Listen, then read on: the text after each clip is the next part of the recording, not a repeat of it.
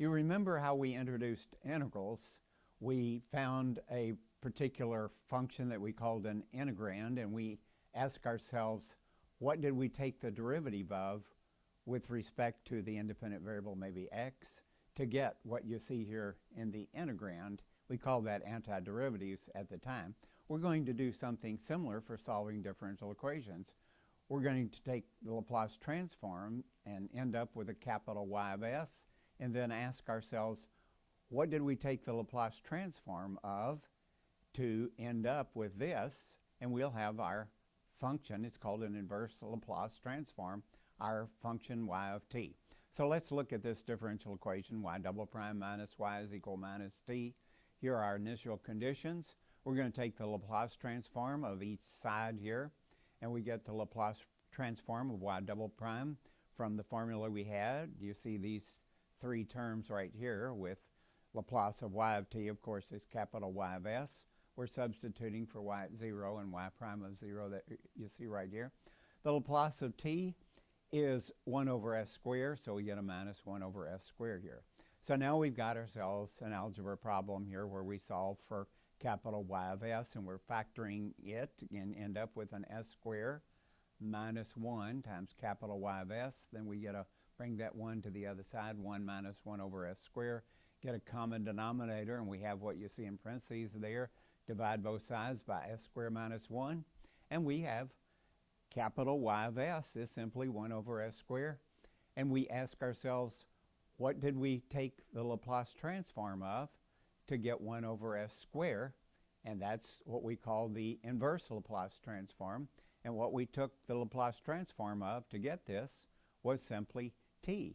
So the answer to this differential equation is simply y of t is equal to t. In the preceding problem, the critical step was to determine y of t from its Laplace transform, y of s, which was 1 over s squared. As we pointed out, y of t equal to t is such a function, but it's not the only function whose Laplace transform is 1 over s squared. For example, g of t equal to t for t not equal to 6, but 0 at t equal to 6, that Laplace transform is also 1 over s squared. Why?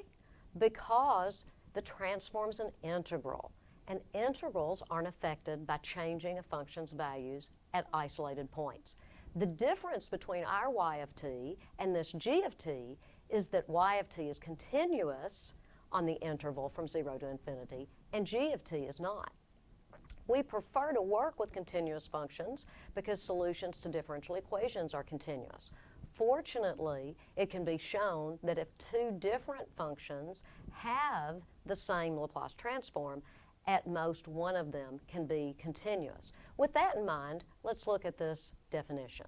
So by the inverse Laplace transform of a function, capital F at s, we mean the unique little f at t that is continuous, that's the key word here, on the interval from 0 to infinity, including 0, and that satisfies the Laplace of little f of t is equal to capital F of s.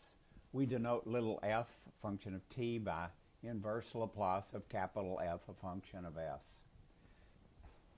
Here is an example that Dr. Olson is going to talk to us about.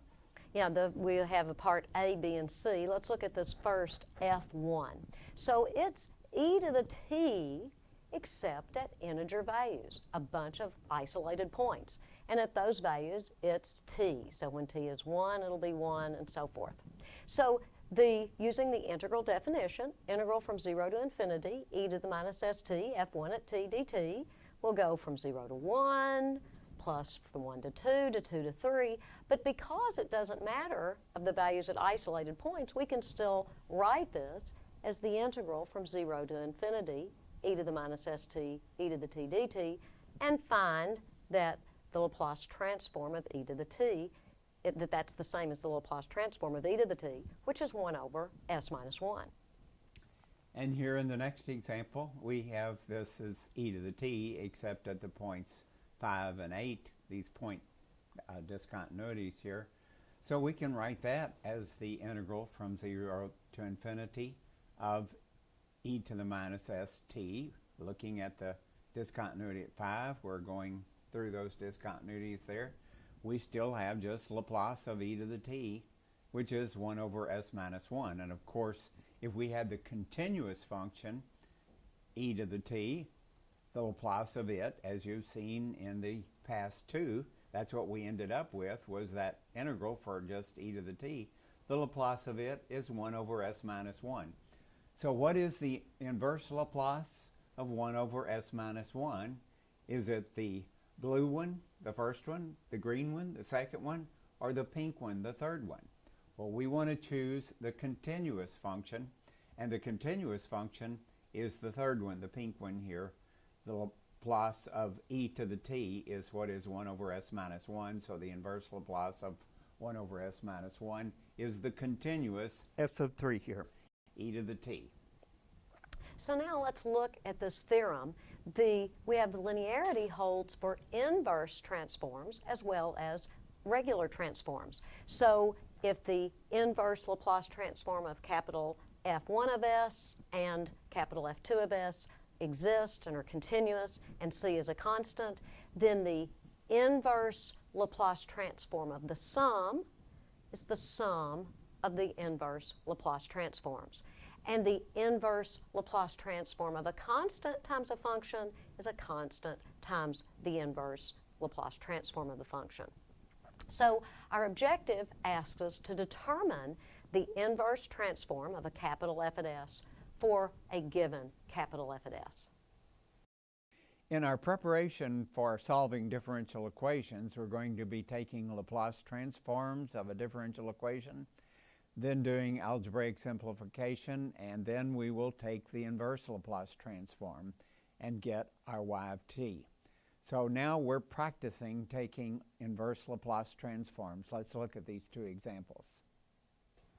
In this example, we're going to take the inverse transform of this sum and difference of these three functions. Now remember, the inverse operator is also linear, so we can take the inverse transform of a sum or difference as the sum or difference of the inverse transforms. We can also move constants in and outside the inverse operator.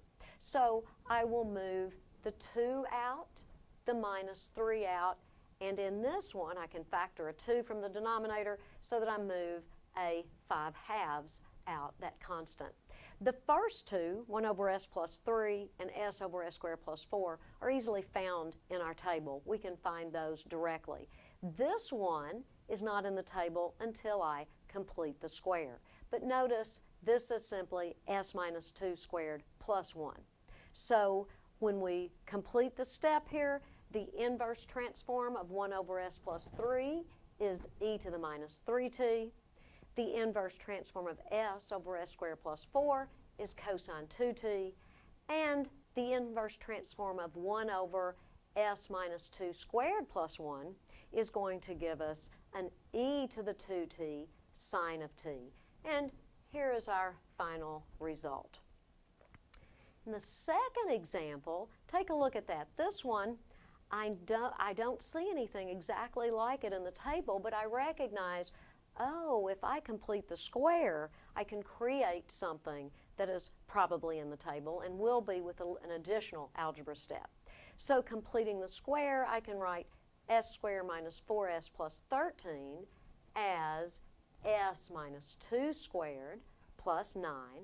And once I see this s minus 2 squared, I know, I need an s minus 2 to go with that in the numerator.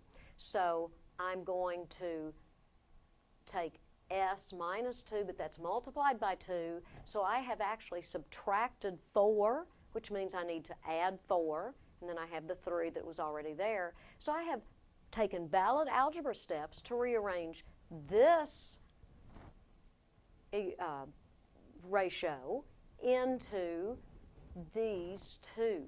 So I have 2 times the inverse Laplace of s minus 2 over s minus 2 squared plus 3 squared, plus I've got the 7 in the numerator, but I need to multiply by a form of 1 using 3 over 3 so that I can find 3 over s minus 2 quantity squared plus 3 squared in the table. And the result is 2 e to the 2t cosine 3t, which is the inverse Laplace transform of s minus 2 over s minus 2 squared plus 9, plus 7/3 e to the 2t sine 3t.